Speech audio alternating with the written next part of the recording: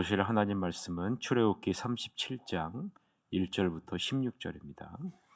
부살렐이 조각목으로 궤를 만들었으니 길이가 2규빗 반, 너비가 1규빗 반, 높이가 1규빗 반이며 순금으로 안팎을 싸고 위쪽 가장자리로 돌아가며 금태를 만들었으며 금고리 넷을 부어 만들어 내 발에 달았으니 곧 이쪽에 2고리요 저쪽에 2고리이며 조각목으로 채를 만들어 금으로 싸고 그 채를 궤 양쪽 고리에 꿰어 궤를 매게 하였으며 순금으로 속죄소를 만들었으니 길이가 2규빗 반, 너비가 1규빗 반이며 금으로 그룹 둘을 속죄소 양쪽에 쳐서 만들었을 때 한 그룹은 이쪽 끝에 한 그룹은 저쪽 끝에 곧 속죄소와 한 덩이로 그 양쪽에 만들었으니 그룹 둘이 그 날개를 높이 펴서 그 날개로 속죄소를 덮었으며 그 얼굴은 서로 대하여 속죄소를 향하였더라. 그가 또 조각목으로 상을 만들었으니 길이가 2규빗, 너비가 1규빗, 높이가 1규빗 반이며 순금으로 싸고 위쪽 가장자리로 돌아가며 금태를 둘렀으며 그 주위에 손바닥 넓이만큼 턱을 만들고 그 턱 주위에 금으로 태를 만들었고 상을 위하여 금고리 넷을 부어 만들어 내 발 위 내 모퉁이에 달았으니 그 고리가 턱 곁에 있어서 상을 매는 채를 꿰게 하였으며 또 조각목으로 상멜채를 만들어 금으로 쌌으며 상 위의 기구 곧 대접과 숟가락과 잔과 따르는 병을 순금으로 만들었더라. 아멘. 오늘은 날마다 은혜의 보좌 앞으로 나아가라라는 제목으로 하나님 말씀을 보겠습니다. 오늘 본문은 성막에서 가장 중요한 의미를 가진 기구로 지성소에 놓여진 궤에 대한 기록으로 시작해 속죄소와 떡상을 만드는 내용을 담고 있습니다. 이 궤 안에는 십계명이 기록된 두 돌판, 즉 하나님의 말씀, 언약의 말씀이 담겨져 있죠. 그래서 법궤라고 이렇게 부릅니다.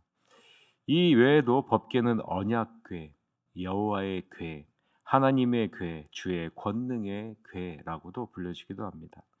이 법궤는 가로가 114cm, 세로가 68.4cm, 높이가 68.4cm의 크기로 조각목으로 만들어져 있고요. 순금으로 안팎이 쌓여 있습니다.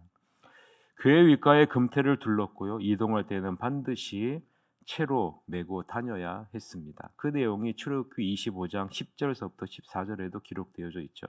들어보세요. 그들은 조각목으로 궤를 짜되 길이는 2규빗 반, 너비는 1규빗 반, 높이는 1규빗 반이 되게 하고 너는 순금으로 그것을 싸되 그 안팎을 싸고 위쪽 가장자리로 돌아가며 금태를 두르고 금고리 넷을 부어 만들어 그 내 발에 달되 이쪽에 2고리 저쪽에 2고리를 달며 조각목으로 채를 만들어 금으로 싸고 그 채를 궤 양쪽 고리에 꿰어서 궤를 매게 하며라고 기록이 되어져 있죠. 여러분, 우리는 어제 살펴보지 않았습니까? 부살렐과 올리압과 이스라엘 백성들이 여호와 하나님이 모세에게 명령하신 그대로 가감하지 않고 순종함으로 장막을 지었다라는 사실을 우리가 살펴보지 않았습니까? 오늘 본문도 마찬가지입니다. 부살렐이 법궤를 만들고 속죄소를 만들고 떡상을 만드는데 어떻게 만들었느냐? 여호와 하나님이 말씀하신 그대로 만들었다라는 것입니다. 여호와 하나님이 모세에게 명령하신 내용이 출애굽기 25장 10절에서부터 40절에 나오고요.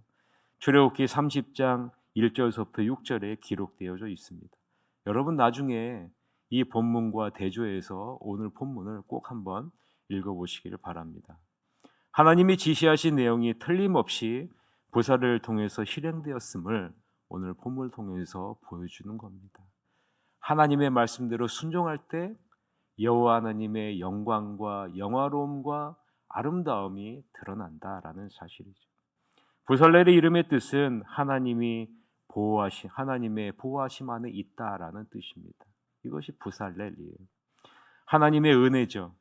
하나님의 자녀로 부르심을 받았을 뿐만 아니라 성막 건축의 총책임자로 지명하여 임명받은 자가 이 부살렐입니다.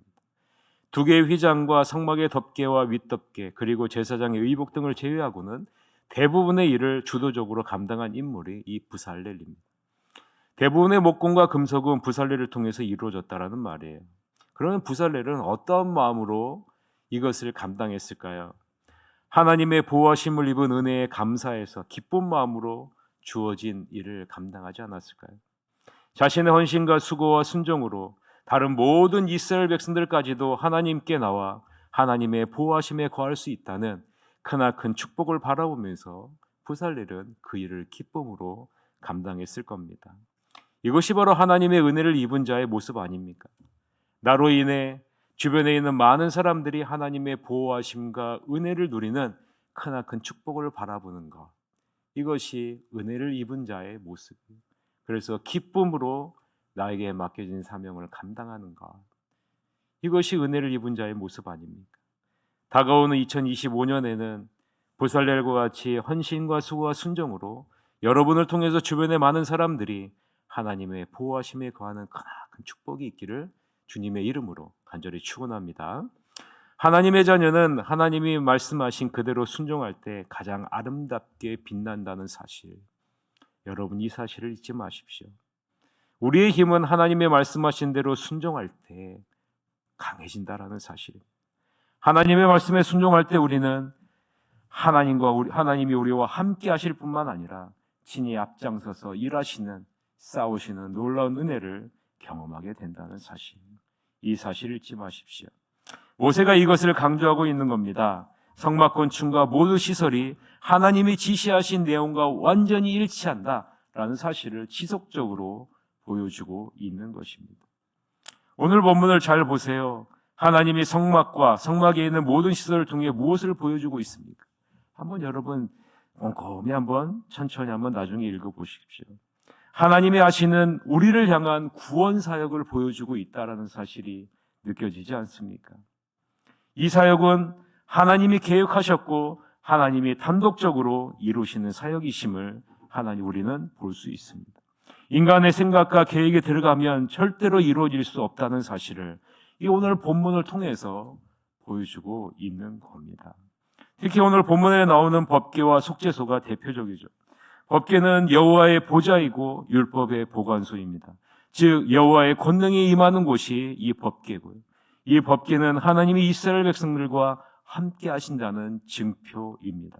따라서 이스라엘 백성들은 하나님이 함께하는 동안 그분의 권능을 소유하게 될 수 있다라는 것. 이것이 성막의 심장인 법궤를 두신 목적이에요.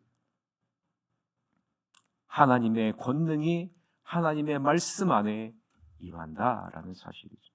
시편 132편 8절에 보면 여호와여 일어나사 주의 권능의 궤와 함께 평안한 곳으로 들어가소서라고 이렇게 말하죠. 그런데 그 위에 속죄소를 둡니다. 속죄소란 원어적인 의미로 덮는다라는 뜻이에요. 덮는다라는 말의 의미는요, 죄를 덮어주신다. 다른 말로 하면 죄를 용서해 주신다라는 그런 말이죠. 신약에는 이 속죄소가 누구를 상징할까요? 예수 그리스도를 상징하죠. 로마서 3장 23절부터 26절에 보면 모든 사람이 죄를 범하였음에 하나님의 영광에 이르지 못하더니 그리스도 예수 안에 있는 속량으로 말미암아 하나님의 은혜로 값없이 의롭다 하심을 얻은 자 되었느니라. 이 예수를 하나님이 그의 피로써 믿음으로 말미암는 화목제물로 세우셨으니 이는 하나님께서 길이 참으시는 중에 전에 지은 죄를 간과하심으로 자기의 의로우심을 나타내려 하심이니 곧 이때에 자기의 의로우심을 나타내사 자기도 의로우시며 또한 예수 믿는 자를 의롭다 하려 하심이라 라고 기록하고 있습니다. 예수 그리스도가 우리의 모든 죄악을 대속하시고 그 모든 죄를 처분해 주셨다라는 것을 이 속죄소가 상징하고 있다라는 겁니다. 그래서 속죄소는요, 계명의 돌판을 포함한 한 장소에 자리하고 있는 겁니다. 오늘 본문에 보면요, 한 덩이가 되었다라고 기록을 하고 있어요. 여러분, 이 본문이 굉장히 중요한 본문이에요. 이 사실은 하나님의 구원 계획에 대한 중요한 의미를 담고 있기 때문입니다. 속죄소에서의 사제가 죄인들에 대한 율법의 고소를 해결하고 용서하는 것을 보여주고 있기 때문입니다. 하나님의 공의에 대한 심판을 그리스도의 대속의 죽음이 모두 해결하신다라는 것을 보여주고 있기 때문입니다. 그래서요, 하나님은 대제사장이 1년에 한 번 대속죄일의 속죄의 양의 피를 지성소에 있는 속죄소 위에 붓게 하셨고 그것으로 백성의 죄를 용서해 주셨습니다. 속죄소에는 날개를 단 두 천사가 양쪽을 호위하고 있는데 그 사이로 하나님의 권능이 임재해 계시는 하나님의 말씀이 있는 곳에 양의 피를 부었기 때문입니다. 여러분, 양쪽의 두 천사가 이 속죄소를 향해 있다는 것은 무엇을 말해요? 여호와의 영광을 보호하고 있다는 건 아니겠습니까? 여호와의 영광이 이곳에 임해 있다라는 사실을 보여주는 것 아니겠어요?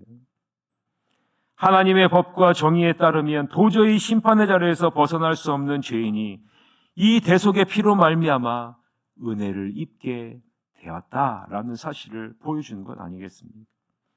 이것이 법궤와 속죄소를 하나로 만드신 이유요, 그 사이에 대속의 피를 부으신 이유입니다. 7절서부터 9절인데요. 같이 한번 읽읍시다. 금으로 그룹들을 속죄소 양쪽에 쳐서 만들었으되 한쪽 한 그룹은 이쪽 끝에 한 그룹은 저쪽 끝에 곧 속죄소와 한 덩이로 그 양쪽에 만들었으니 그룹들이 그 날개를 높이 펴서 그 날개로 속죄소를 덮었으며 그 얼굴은 서로 대하여 속죄소를 향하였더라라고 이야기를 하죠. 여기서야 속죄소와 한 덩이로 그 양쪽에 만들었다. 이 부분이 굉장히 중요한 말씀이라는 말이에요. 이 양의 피는 누구를 상징합니까? 예수 그리스도의 피를 상징하죠. 히브리서 9장 12절서부터 14절 오며 염소와 송아지의 피로 하지 아니하고 오직 자기의 피로 영원한 속죄를 이루사 단번에 성소에 들어가셨느니라. 염소와 황소의 피와 및 암송아지의 죄를 부정한 자에게 뿌려 그 육체를 정결하게 하여 거룩하게 하거든 하물며 영원하신 성령으로 말미암아 흠없는 자기를 하나님께 드린 그리스도의 피가 어찌 너희 양심을 죽은 행실에서 깨끗하게 하고 살아계신 하나님을 섬기게 하지 못하겠느냐라고 말하는 거예요. 지성소에서 행하는 의식은 예수 그리스도의 속죄를 나타내고 있다는 사실을, 여러분 이 사실을 잊지 마시길 바랍니다. 그래서요, 이 언약궤 안에는 하나님의 말씀, 법궤 안에 하나님의 말씀을 두었고 그 위에는 예수 그리스도의 예수 그리스도의 은혜가 덮고 있다라는 거예요. 그리고 그것에 하나님의 영광을 보호하는 그룹들이 지키고 있고요. 어린 양의 피를 그 사이로 부어서 예수 그리스도의 은혜로 말미암는 보혈의 피가 하나님의 말씀으로 내려가서 하나님의 공의를 온전히 실천하신다. 예수님께서 우리의 모든 죄를 대신 담당하셔서 우리가 받아야 할 죄의 진노, 우리가 받아야 할 죄의 심판을 예수님께서 다 담당하셨다라는 사실을 이 법궤와 속죄소와 그룹들을 통해서 그리고 그 안에 붙는 어린 양의 피를 통해서 우리에게 보여주고 있다라는 사실입니다. 이것이 바로 하나님의 은혜 아니겠습니까? 오늘 보면 10절서부터 16절에 나오는 진설병상도 마찬가지 아니겠어요? 진설병상이 무엇을 의미합니까? 그리스도의 몸을 상징하는 것 아니겠어요? 그리스도의 희생을 상징하는 것 아니겠습니까? 이것이 없이는 우리는 하나님께 온전히 나아갈 수 없는 죄인이라는 사실을 보여주고 있는 것입니다. 말씀을 맺겠습니다. 그리스도의 보혈의 피가 하나님의 말씀의 모든 고소를 해결하고 우리의 모든 죄를 용서해 주셨다는 이 사실을 잊지 마시고 그리스도의 대속의 피로 말미암아 담대히 은혜의 보좌 앞으로 나아가는 여러분이 되시기를 바랍니다. 히브리서 4장 16절에 보면 뭐라고 기록하고 있어요? 그러므로 우리는 긍휼하심을 받고 때를 따라 돕는 은혜를 얻기 위하여 어디 앞에? 은혜의 보좌 앞에 담대히 나아갈 것이니라 라고 말씀하고 있지 않습니까? 여러분 이 사실을 잊지 마시고요, 예수 그리스도의 보혈의 피를 날마다 의지하고 바라보시면서 담대하게 주님 앞에 나아가는 여러분이 되시기를 주님의 이름으로 간절히 축원합니다. 이 시간에 통성으로 기도합시다. 이제 캄보디아 비전 트립이 얼마 남지 않았는데요. 하나님, 500명의 아이들과 200명의 어른들, 그리고 30명의 청년들, 그리고 어려운 20가정을 하나님의 사랑으로 돌보게 하여 주시옵소서. 그리고 그곳에 성령의 불을 내려 주셔서 성령의 충만한 능력을 나타낼 수 있도록 인도해 주시옵소서라고 기도해 주시고요. 수능시험본 희은이 민서 혜민이 진로를 인도해 달라고, 그리고 연약한 환우를 위해서 우리 다 같이 통성으로 기도하시는 것 같도록 하겠습니다. 기도하시겠습니다.